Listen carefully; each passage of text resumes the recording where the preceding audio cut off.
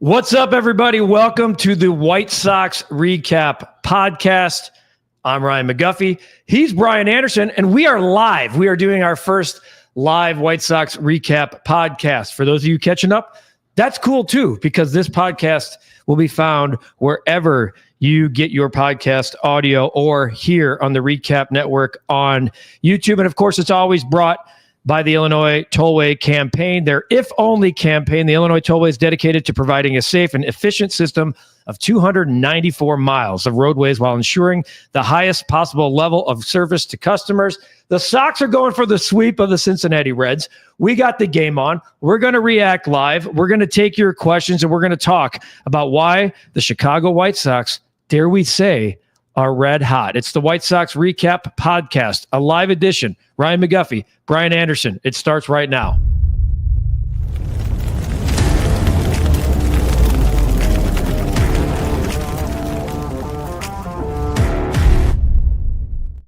All right, BA.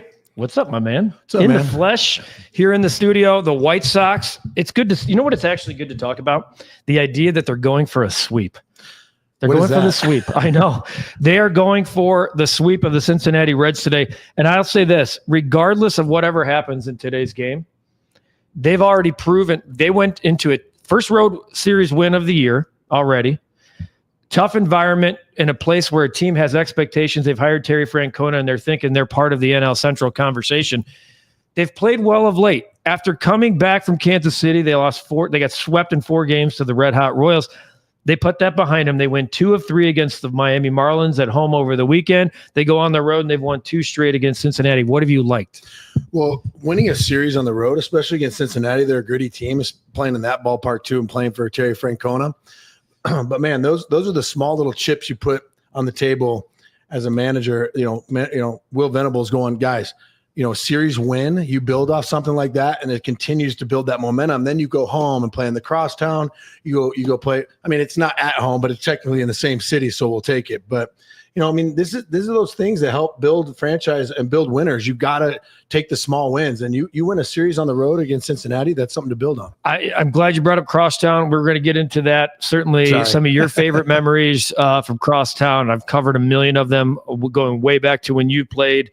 It's always a big series. I think it's lost a little bit of the punch, I guess pun intended in this case, of the old days before. I thought it legit, and Paulie told us this when he was on the podcast with us, prior to 2005, now that they've both won a World Series, like for us, maybe for the younger generation, it's still awesome, and it's still great. The atmosphere is still great. The drama and the passion of the fan bases are still great. But prior to when you guys won in 2005, and certainly the 16 Cubs, it really was the World Series. And remember Canerco saying right here on our podcast that the idea of saying World Series champions in Chicago, it was like, you're an idiot if you actually publicly said that, because everyone knew what you were staring at. Over 100, almost 200 years of combined, dreadfulness in baseball. And now, I'll get your thought here, and then we'll talk more about kind of what we've seen recently from the White Sox. But Crosstown's still fun, but it's not the same as it once was, late 90s, early 2000s. Well, they always say the fans, it doesn't matter if both of us suck. Like, if both teams suck, it's still a great game. It's still a lot of fun for the fans. And it's something to get juiced up about. It's impossible not to go to Wrigley.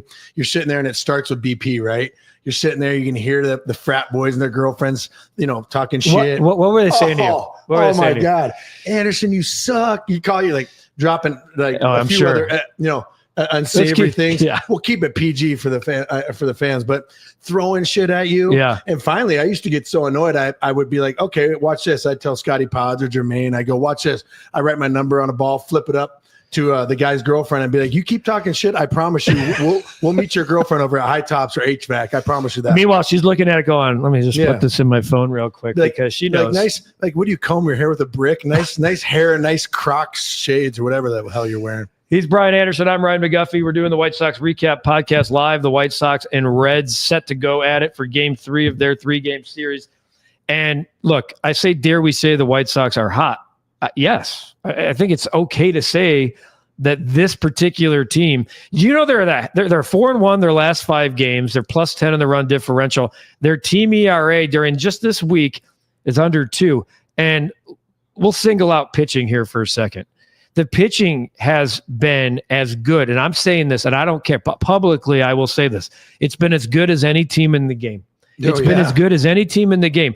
They are, in the month of May, I think I looked, they are 7th in team ERA for the month. And that goes back to when they were getting beat up on the road in Kansas City, etc. When you go look at the month of May, which, by the way, the White Sox have a winning month right now. I know we're only halfway through. They're one game over. But look, they won 5 games all of March and April. 5. The Royals would like to have a conversation about best team ERA. They have a 2.64 in May, but the White Sox have a 3.45. The White Sox are better than the Phillies, the Red Sox, the Tigers, the Cubs, the Astros, the Dodgers, the Brewers, etc. Yeah, that's what's so frustrating, though, because I can tell you this much. Will Venable, Catty, they're sitting in that locker room post-game, right? And they're going, you don't ever want to disparage or talk shit about, like, oh, if the offense was playing better, or damn, if we could just get someone to come in the 8th and 9th innings. But it's human nature, right? You sit there and you go, God, if we could just swing it like at an adequate level, just something just average run-of-the-mill 15th in the league, they'd probably be right up there around 500 baseball right now. And that's what is frustrating when, one side of the ball, the pitching is doing so great, and the offense still, I think we saw today, there's 5 guys in the lineup under 200. It's and unbelievable. That's tough to win games doing that. 200 or lower. We counted it right before we came on when they put the lineup up. It's like, and you got a guy, you got Jacob Amaya, and I know, how much it stings me to even, it's not my 102. He's hitting 102 and he's still here. And you talk about if the offense was just even average, they've scored 47 runs in the month of May. Now, it's actually lockstep with the Cincinnati Reds, who have also scored 47. There's certainly no Pittsburgh Pirates who are scoring 29 runs, but they're at the bottom. You're talking about the bottom 7 teams of the league. Their pitching has carried them. And we talked about this a little bit last week with Connor McKnight. The creativity the White Sox have shown in using an opener. Tyler Eisert's kind of been their opener. Jonathan Cannon, look at what Jonathan Cannon's done when there's been an opener. He's pitched deep into the game. Now you're talking about shortening the game to the 7th, 8th, and 9th inning while using your starter as your main guy in the 2nd and on. Yet last night, as we taped this, Davis Martin, another pitches deep into the 7th inning, 6 2/3.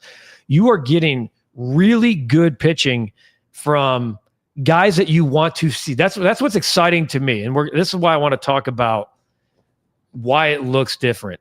Jonathan Cannon's the guy you're counting on in the future. Davis Martin's the guy you're counting on in the future. The Shane Smith story is as good as any story in baseball. It's awesome. Sean Burke has had ebbs and flows, but he's been good, and he takes the ball every 5th day, and he pitches whether he has it or not. Those 4 guys have been really, really good. And Bryce Wilson has actually stepped up as that long swing man into being stretched out as a starter for the White Sox. I'm not sitting here telling you guys are winning Cy Youngs, but the pitching that they're getting and what Ethan Katz has done, the White Sox organization is doing things differently in 2025 with their pitching staff than they've done in the previous 15 to 20 years. Yeah, I mean, look at what the White Sox are doing as a staff right now. They found the formula to get the job done right now. And the only crappy part is the offense isn't where it needs to be, right? No. It's not even close to where it needs to be right now. But you look at it, and just as baseball happens, as the season, as long as it is, at some point the White Sox are going to be firing, on the offensive side. And there'll be a time. So? Yeah. Oh yeah. I mean, it'll be better. I mean, it can't always be this bad. I said in the summer months, even I hit 360 one month in July, I think back in 2006. But you just hope that the White Sox can maintain this formula and this competitiveness on the mound, because if and when the White Sox offensively start doing better, that's where you rack up those wins, right? That's where you can rattle off 4 or 5 wins in a row. It's so hard to do it because it's so discouraging for a staff to look up and go, man, we only gave up 3 runs. I need to be lost 4-3. I need to be perfect. Yeah, they get traffic on. They have 1 bad inning, and you're sitting there going, well, here we go again. Because we've talked about the White Sox in the first inning being one of the really good first inning teams, and their inability to pile on. They've been better. I'm not going to sit here and give them credit. They've been better piling on as we look at the OPSs this month. Outside of Miguel Vargas, BA. You look at that lineup, and Lenine Sosa, any of those OPSs are not great, by the way. They're league average, 714 for Sosa, Vargas 729. Everyone else is below league average in terms of where you like. They're like below replacement level player. Yeah, and that's the frustrating part. I know, Marcus Timms. Again, I've got a lot of respect for that guy. I played against him. The one thing I loved about him is he was sell out fastball, middle away, launch, right? And that's the thing. I just get so frustrated, especially guys like Luis Robert, Andrew Vaughn, Tim Elko, now that he's up there. If nothing else, man, in hitters counts, or if you're struggling, get a fastball out over the plate and get into one, especially in this ballpark. Right? Like the fact that Tim Elko wasn't in the lineup today, I wanted to text Chris Getz and be like, you shitting me? Like, why did you call him up? The guy's 6'5", 230. He's going to pop a few up over that St. Elizabeth healthcare sign over there. So I'm sure it's interesting. He'll be in. I there's no doubt he'll come into pinch hit probably in the 7th and stay in, but still. Like, but no Vaughn. No, you got Lenine Sosa playing first base. And I'm not going to be critical of Will Venable because I to me, and I want to talk about this point. He's as big of a reason as to what's you're starting to see. Yeah. The bricks have been starting. The bricks are being laid as we speak, but you're starting to see progress on the house they're trying to build. And I've talked about the foundation, how they had to blow up the concrete and start all over. They've started to lay the brick, and Will Venable's a big part of it. I don't love the fact that Tim Elko or Andrew Vaughn. Yeah. It's like not playing first base, but to be honest with you, Vaughn's been Vaughn. Maybe he's given Elko a day to rest his legs, and he's going to plan on using him at Wrigley Field for 3 days, which actually would be kind of good and kind of cool. Yeah, I mean, you figure for 5th, 6th inning, if one of those guys isn't hitting, lefty comes in or someone like throws heavy fastball, out over the dish. I got Elko probably pinch hitting sooner in the game than later. But again, this is I remember, I think we spoke before the podcast. Back in 08, 09, we used to go play those interleague games and the civil rights series and stuff. It was awesome. Mm-hmm. But us as American League Central baseball players, we used to go play the NL teams, those interleague games in Cincinnati. And my God, we would just be salivating because it's nice out. You're getting some of these guys that heavy fastball out over the plate. And the ballparks are small and the ball carries. So I'd go out there sometimes and be like, oh, Cueto's on the mound. Who gives a shit? Let's ride. So it's just nice to get out there and get a change of scenery. There you go. That'd be one of the best hits in the history of baseball right there. Dribbler infield single from Miguel Vargas. The White Sox have 8 home runs this month, which is tied for last in baseball. And it's clearly a problem. I mean, they just don't have – look, the talent is still going to be the talent. Sorry to interrupt you real quick, but the White Sox just got on base right now. You bet your ass they're going to review that, and he's going to be out. They're already they're already. Look at first play of the game. He's out. They're already challenging the first play of the game, which looks like to be. He actually is out. Yeah, he is out. That the poor guy. That's White Sox. That's good hustle. Yeah. He's out. Yep. Sorry.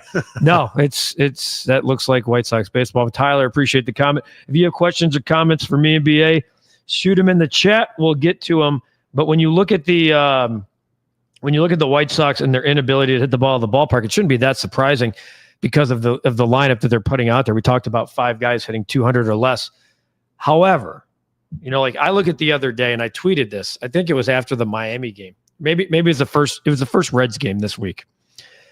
You had 6 hits and 5 RBI from Chase Mydroth, Miguel Vargas, and Edgar Caro.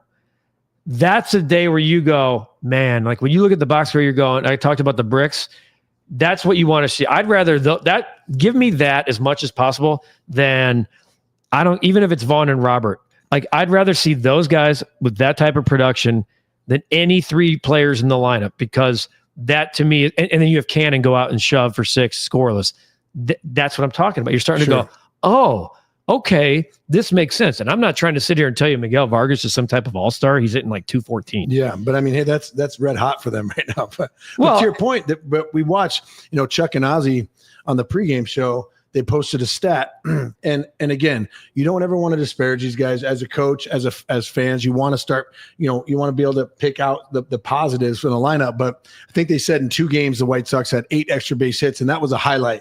Now, in reference, looking back, I go, yeah, I get that the team's different. It's built different. The guys I played with, perennial all-stars every single year. But I'm going, shit, Paul Konerko, Jim Thome will rattle off 8 extra base hits in a series. So although White Sox fans should look at that as a positive, I think the standard, again, the goal is to always get the standard back up here. And right now it's just kind of like, all right, what can we give them? What little tidbits can we give them to grasp onto until we get hot? It's crazy when you look at like a batting average, because batting average is not the same as it once was when you played. It's just not. Okay. I'd still be playing. You'd still be playing. You would. I mean, I'm looking at guys who have played, let's call it 20 games. 20 games or more for the White Sox. Edgar Carroll, far and away your batting average leader. 296. Edgar Carroll has not hit the ball at the ballpark, but that dude has been clutch. Yeah. And he's got a great eye. I love really kind of everything about him. He's got 21 hits, 9 walks, only 13 strikeouts. So that's a ratio you can live with. He's got 9 RBI. He's got a 390 on base. Like Edgar Carroll, Edgar Carroll, plug and play.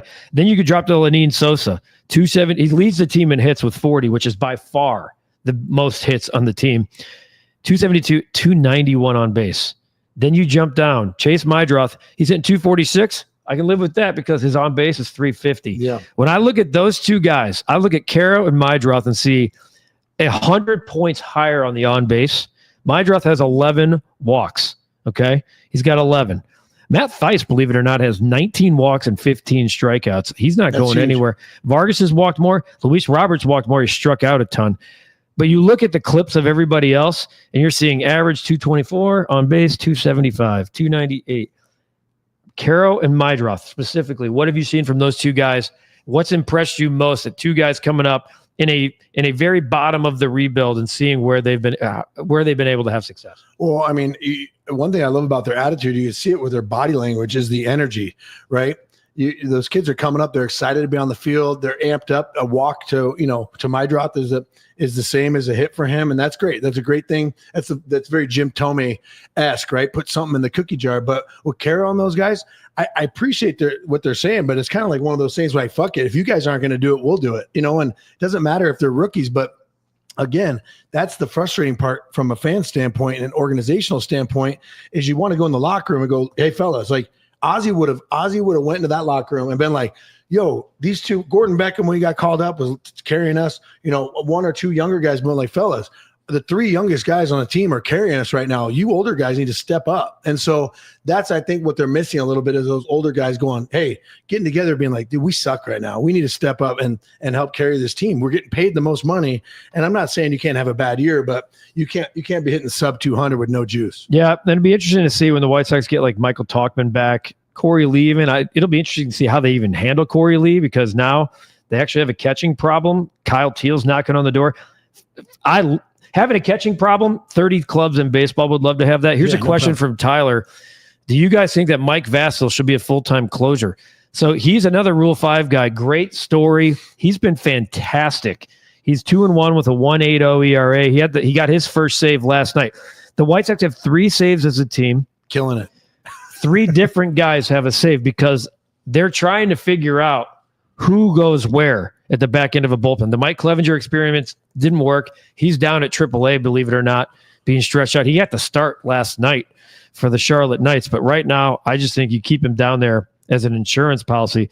But Mike Vasil, here he is, 25 innings, 16 hits, 15 strikeouts. The walks are an issue. He's walked a ton of guys. He's walked 14 guys and 15 strikeouts. Yeah. But he's kind of learning on the job, and he's been able to he's probably been their best and most consistent reliever. So, Tyler, my answer to the question is, should he?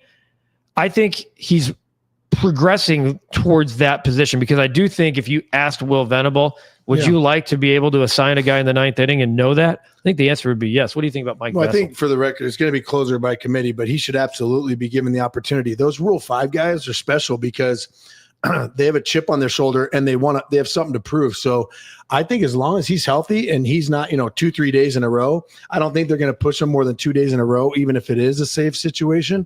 But absolutely, he should be given the opportunity. But it's going to be closer by committee. It's still, well, by the way, I keep looking at Wilson up there, thinking it's Lance Lynn, but it's not. He really looks like Lance Lynn's little brother. Poor man's Lance Lynn. He's not getting quite the same contract. Yeah. Folks, quick time out to talk about something serious. We've all said before, if only I had slowed down. The Illinois Tollway's new ad campaign is called If Only. Use that banner for you. And it's a powerful reminder that speeding doesn't just put you at risk. It affects everyone on the road. Every crash leaves someone wishing they had done things differently. So take the extra time. Slow down saves lives. Lives, including yours, depend on it. We are very proud to partner with the Illinois Tollway, proud sponsor and partner and title sponsor of the White Sox REKAP Podcast with myself and Brian Anderson. The Sox won their first road series. No matter what happens today, they've already locked up the series in Terry Francona's Cincinnati Reds. I'm sure people in Cincinnati aren't very happy with the way things are going with the Reds if they're losing to the White Sox. But BA, but let me tell you this real quick. It's funny you mentioned that.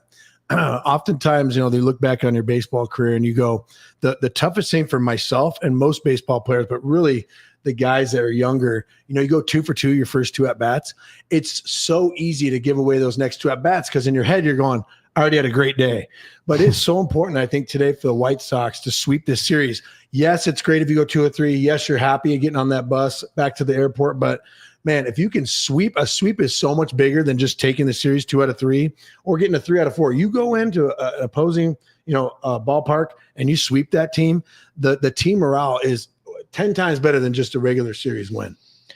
And you're going into a series where, quite frankly, at Wrigley Field, it'll probably be the best environment you play in all year. I mean, you're going to play in a lot of great ballparks, Yankee Stadium, etc.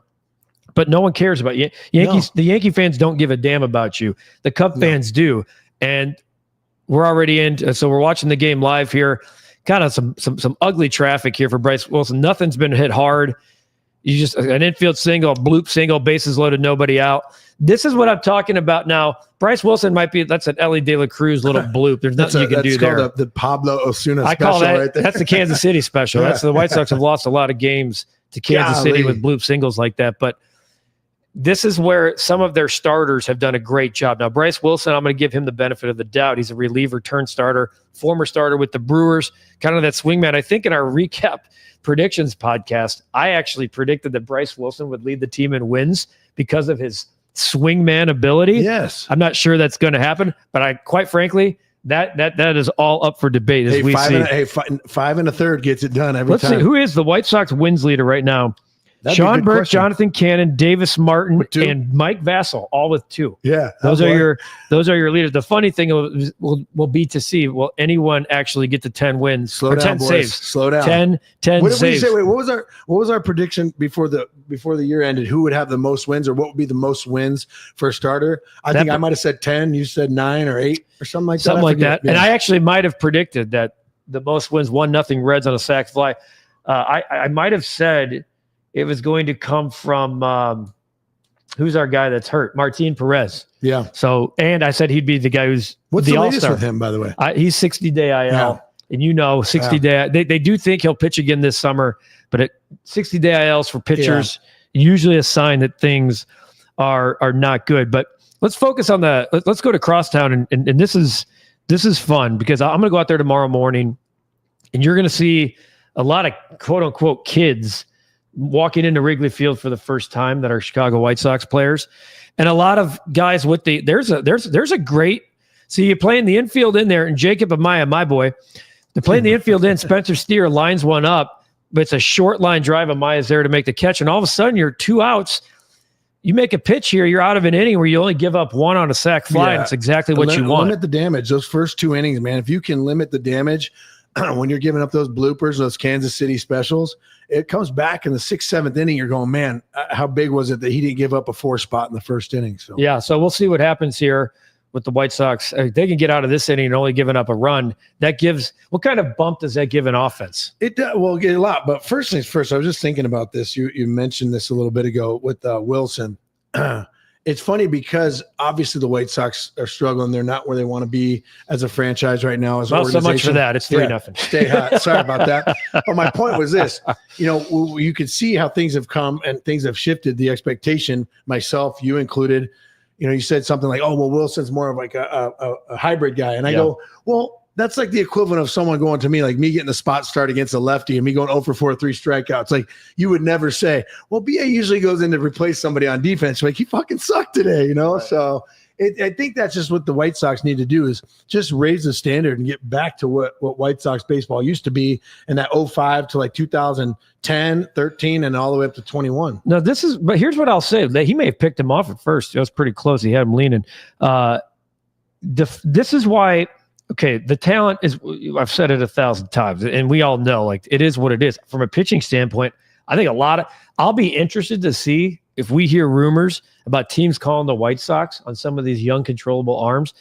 and what the White Sox would be willing to do. I personally don't think there's much to move there. I mean, I've seen some rumors lately about would the White Sox consider moving Shane Smith for a top prospect. And I'm like, at some point here, we got to build around the guys that you're developing, unless you're getting a top 50 dude. Yeah, or two. And I don't see that happening with a guy who's made 8 career starts. If you could rob Peter in that case, but you don't want to rob Peter to pay Paul. Because you're just doing this. You're just spinning it back and forth. You're putting the motor in reverse, and you're going backwards. But defensively, especially in May, like they have looked. I'm trying to pull this up here. The White Sox have been better. They've played. This is exactly, and this is why I say it feels and looks different. And I'm not like the White Sox are still going to lose 100 games. I feel really strong about saying that. I know you have a 60. I have 53 wins. You have 63. I think they're more like a 53 right now. It'll be fun to see kind of that along the way. But defensively, running first to third, being where you're supposed to be. I know it sounds elementary and almost little league-ish, but the White Sox were not doing that. Even in their first rebuild. Yeah. They were just online, plugging and playing. And I know you're going to hold their feet to the fire because you're diehard, you're a Chicago sports fan through and through, but just reading some of the comments and some of the posts online as they score another run here, unless that's foul. But reading some of the comments, you could see the shift. A lot of the naysayers like my boy White Sox Dave, with Barstool. Yeah, they've all given up. Guys like Mike on Twitter. A lot of those guys are very, very pessimistic and very, very tough on these guys. You can even see the shift in their posts and kind of their attitude towards this team. It's like, hey, we still aren't good, but man, this team's a lot more fun to watch. But it goes back to what I was saying about look at the guys who are producing. When you look at the box score and you see 6 hits, 5 RBI from guys who are going to be here and actually be here for the next wave, the Maidros, the Caros, the Vargas. For now, Miguel Vargas is not like he's part of this. Yeah. Elko gets the walk, not the walk-off, but the game-winning homer against the Marlins. That's hell yeah, you should be excited. Sure. That should excite you. If Jacob Amaya's knocking in 3 runs a night, I'm not sure who's that's moving the meter. Okay. Yeah. It's just not. So, Jay comes in here. Jay Diaz, please don't move Shane Smith. Amen. Now I will say this. The caveat is some team, the Dodgers, there's 15 teams. The Dodgers have, there are teams. We're so tunnel vision in Chicago in every market about, this team's missing X, like the Cubs. This team, they don't have a third baseman. They need a starting pitcher. Do you know the Dodgers are last in baseball from innings pitched by their starters? Yeah, I know, because they have 15 of them. And 14 of them are on the IL. Who has the question? It said Jay? Jay Diaz, yep. So Jay, here's my thing. If I'm a GM, I always used to play, armchair GM when I sit at home sometimes. And if I'm Chris Getz and I'm giving up, one of my starters that are throwing well, top 2 or 3 guys that are controllable, I always told myself, you got to go get a prospect and you got to go get a Jeff Blum.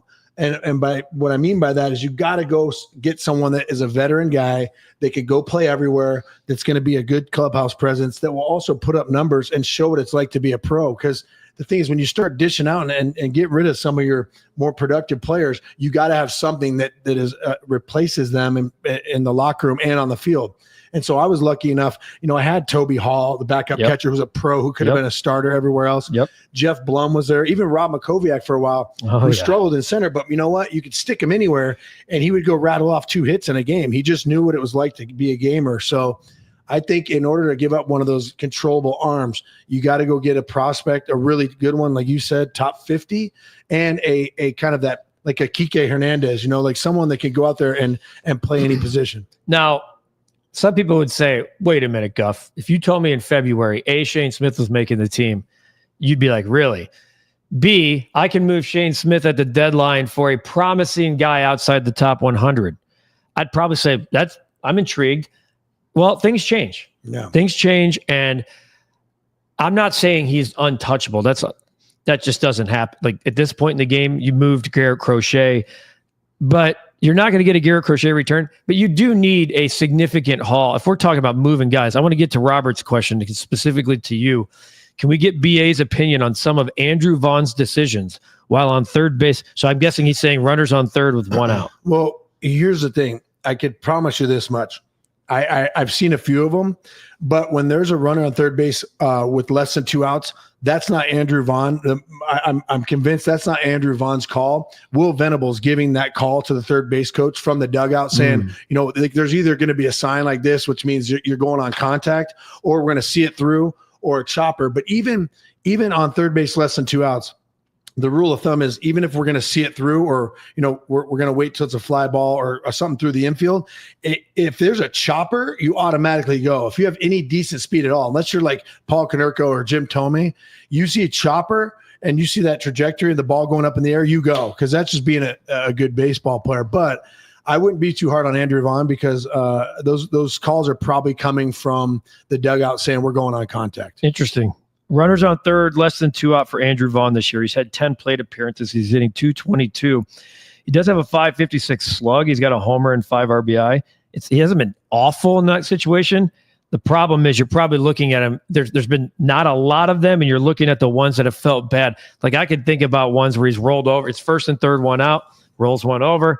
We're out of the inning. We know he's not known for his hustle. With runners in scoring position, 200, 229, 444. I think they're talking about him being on third base running. But still, but that's not why he was drafted. No, but the thing is but I can think of some at bats that Andrew Vaughn has had with, runners on third base less than 2. And the thing is too, is like, God, I'm just watching his swing right now. And you so desperately want to grab him. He's getting so torqued at the plate that he has to kind of come out and cast around. And I'm sure Marcus Timms has worked on that with him. But the Andrew Vaughn I know, and I know it's not college anymore, I know it's not the minor leagues, but when Andrew Vaughn is hot, he takes that pitch middle of the way out over the dish. Like him even swing at that pitch right there. I mean, that ball's up and in. It's so hard to handle that pitch. You could be the best player in baseball, whether it be Ken Griffey Jr. in his prime, or, Javi Baez right now swinging it. Maybe Javi Baez might be the only person that can hit that pitch, the ball that's 3 baseballs inside on the plate and elevated. Here's what people don't want to hear, because you hear it from like the organization and coaches and guys who are with him every single day. He's one of baseball's best hitters, like hardest hit rate. Well, it's dropped a little bit. He's 40th in all of baseball. 40th in all of baseball. Hard hit percentage. Well, not that last one. 49.2%. I mean, he's right there with like Bryce Harper's right in that conversation. Christian Yelich, Alec Boehm, Dansby Swanson. But those guys, they don't have the same results as Andrew Vaughn does right now. And when you look at barrel percentage, these are advanced metrics, okay? They don't show up in your slash line. But if you look at barrel percentage, which means how many times when he comes up to bat, the percentage of times you're getting a barrel, okay? The leader in all of baseball, I'm going to give you 2 guesses who the top 2 are. Oh, Shohei Ohtani. And Shohei Ohtani. Aaron Judge. Yeah. I mean, Shohei Ohtani and Aaron Judge at 20, Judge at 26, Shohei's at 25. Well, I'll tell you this much about, and this is not knocking Andrew Vaughn. I mean, but Vaughn, I want to tell you this real quick. Vaughn's 24th in all of baseball, almost 15%. He's ahead of Kyle Schwarber.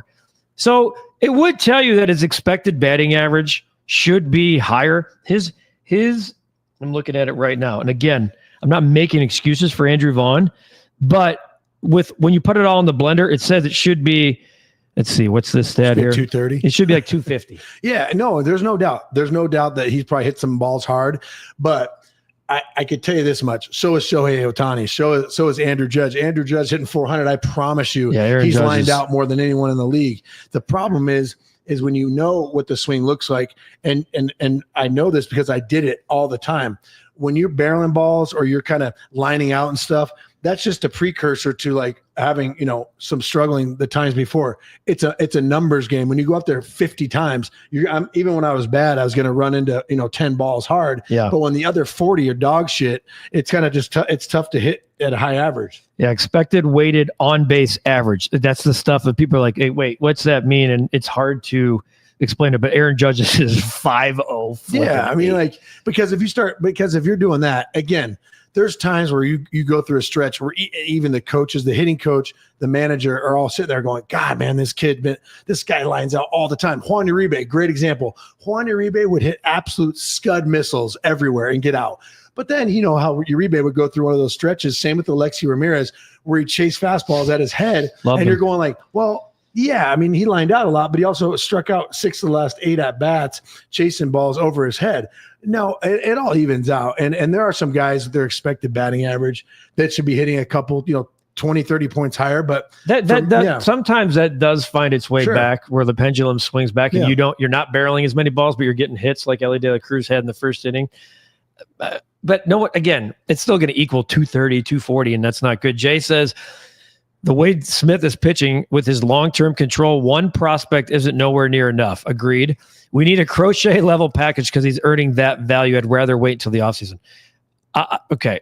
He's not getting a Crochet level package. Just based. Jay, what are you talking about? I mean, no, I'm kidding. I appreciate we're probably somewhere in between. Yes, it's not worth one prospect unless that guy's like a top 50, top 40, and he's not going to get Crochet level. So, but he's also not going to be traded for somebody's 25-year-old swing guy that's flamed out with another organization. No, I'm going to get maybe if I'm Getty, he's on the trade block, and you got a team that needs like a frontline starter, had an injury, if it's like Boston or even New York or the Dodgers or someone in the mix out there, right? Houston, something like that. I'm going to get 2 of their top probably 10 prospects, even if it's a 9 and a 15 arms, that one that's consistently good, that has proven stock, and another guy that's like a flamethrower, like a Noah Schultz. That's like, hey, this kid, he's all over the place, but he's 6'10", throwing 100. So that's what I'm just gonna go ahead and rule out that Shane Smith is going to be traded. Yeah. Okay. I'm gonna rule it out. I'm gonna do a little background on it though.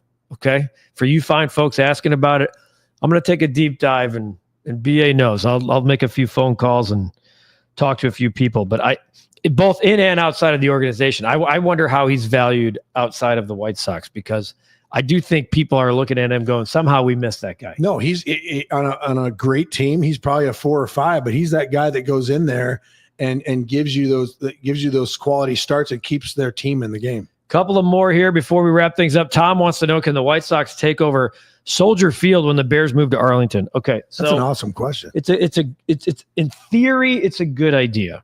Okay, here's why it won't happen. The Park District owns Soldier Field. That's it. That's why it won't happen. That's why the Bears are getting out of this in the first place. The Bears are going to Arlington Heights because they own the property, and by owning your stadium, it makes your franchise significantly more. It adds value to $1 billion to your franchise. The White Sox currently don't own the rate, and that's a huge reason that Jerry Reinsdorf and company are looking to move. I personally think the rate's fine. I do. I understand the need and want and desire to move closer to downtown and build like a new neighborhood in the 78. But going to Soldier Field, think about all the things that make Soldier Field terrible now. I hate Soldier Field. I think it's a horrific stadium for amenities for fans. I don't think it's a good experience. I don't think it's a travel-friendly experience. Whether you're taking the train or driving, it sucks to get in and out of. And most importantly, the park owns it. So they're not going to tear Soldier Field down. Part of Soldier Field's a historic landmark. Yeah. So the columns are staying. The White Sox would have to acquire land next to or near Soldier Field. You have McCormick Place, so you're not buying any lots. I like the idea, but the 78 makes a lot more sense, because if you look at all of the red tape around Soldier Field, it's exactly why we've gotten here in the first place. You know what I don't hate? I don't hate the White Sox taking a series that might not have a lot of fanfare. Like, you go in there and the Pirates are in town in interleague. I don't hate the fact that you take that series and go play 2 of the games over at Soldier Field.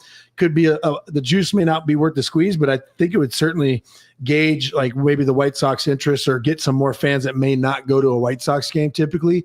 Because will they get 80,000 fans? No, but I bet you they go get 50. But also with that said too, you used to see at the old Coliseum with the A's, right?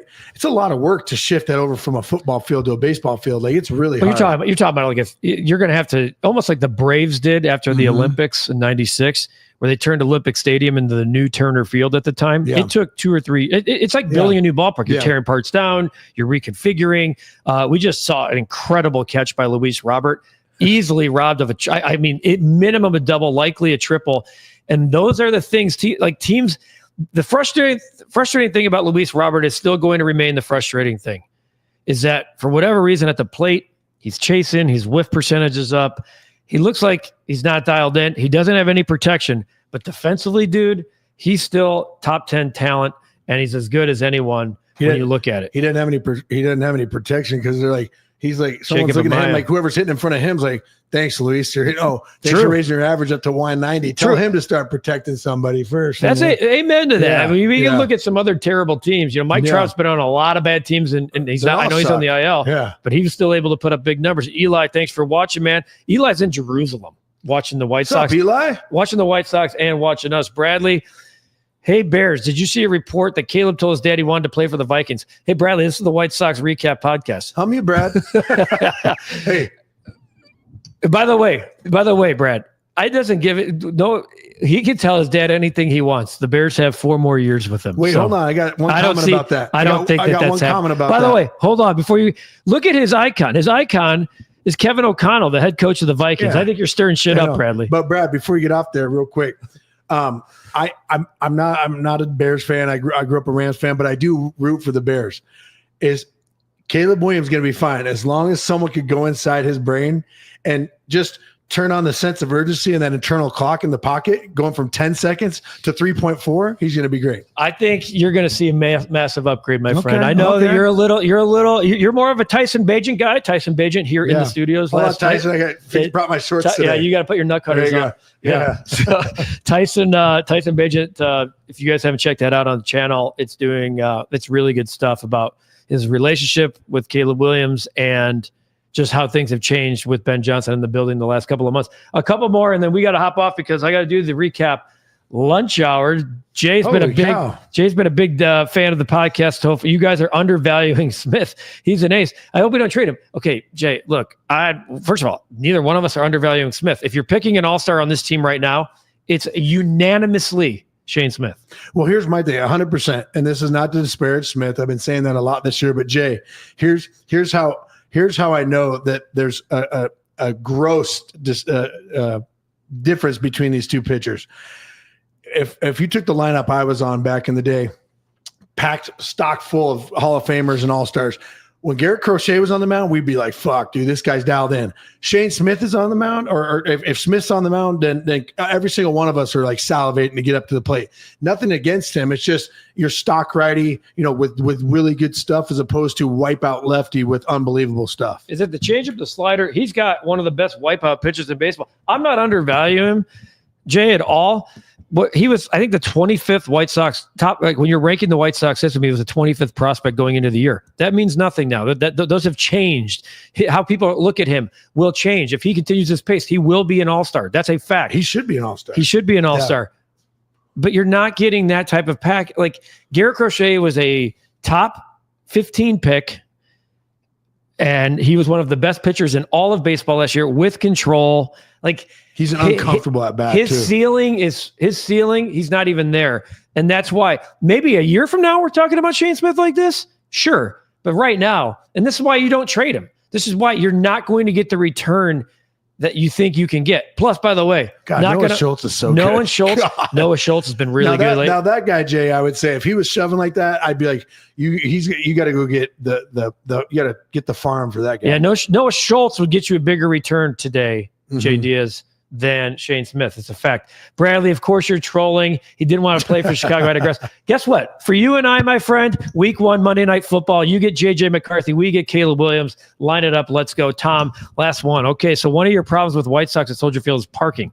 Many Southsiders would take public transit, and average attendance for Sox is 18K, where Bears is 59,000. So parking isn't an issue. Hey, Tom, it's an issue. Half of people at Soldier Field commute, okay? You have to walk 1.5 miles to the train. Secondly, the White Sox would not have a 60,000 capacity stadium. That would be knocked down to about 35,000. While I appreciate this argument, the White Sox are not going to build a new stadium that they don't own. It just won't happen. Agreed. They won't build a new stadium that they don't own. They want public funding. That's part of this mess. The Bears are trying to get it at the same time. There's a lot of layers to this. I do think there should be some kind of news on this in the next 18 months. I don't see a scenario where you build it. There's zero reason to build a new stadium unless you own it, in my opinion. Well, Tom, also, too, you're talking about the attendance is an issue because of transportation. I don't think there's any transportation issues to the Rate Field right now, and they're packing it chock full of like 9,000 people because they stink. That's why. Come on, man. They're one of the best giveaways and one of the best fan experiences when you go. Yeah, Brooks Boyer, where's my City Connect jersey? That's what it's funny. I actually texted, hey, Brooks, I texted you. Still waiting. Still waiting. I actually texted. I was like, dude, bring him on the podcast. Me and BA. Yeah. We'll do. I got Brooks, a few coming. We're calling you out, man. Where you at? Come on, Brooksy. Hook us up. Brian Anderson, this is fun, dude. We should do the live. We'll mix it up. We'll do more live. Give me a prediction on the Crosstown series. What do you think? White Sox are going to win the series. Win the series. Well, I think. Watch. I'm gonna call it out. I'm gonna call sweep only because Cap will lose his mind. Cap will. I'm here for that. I will show up. Cap will have an absolute meltdown. And also, I think because the White Sox are playing a lot better right now, when they get in that warm weather, that smaller ballpark, the energy's in there, they'll rise to the occasion. It is supposed to be warmer this weekend, although it's supposed to start getting chilly again. They are throwing Shane Smith, big topic of this podcast, Shane Smith, Sean Burke, and Jonathan Cannon. Those are their three horses. It's only three pitchers I know. Well, Davis Martin just won his career. Was good. So I'm not going to say sweep. I'll say this. The Cubs won't sweep the White Sox. That's what I'm going to say. All right. So that's not a bold prediction, but the White Sox are not going to get swept by the Cubs. And Jay's also here for Cap losing. We appreciate all the comments. Thanks for participating. Thanks for watching. For those who are catching up on this, we'll do another live podcast down the line. But a lot of good information here, BA. Really good stuff. Thanks, as always, he's Brian Anderson. I'm Ryan McGuffey. It's been the White Sox Recap Podcast, brought to you by the Illinois Tollway's If Only campaign. The Illinois Tollway launching the If Only campaign aimed at increasing awareness of the tragic consequences speeding can have, not just for the driver, but for others impacted by the crash. Thanks for listening. Thanks for watching. We'll see you next time on the White Sox Recap Podcast.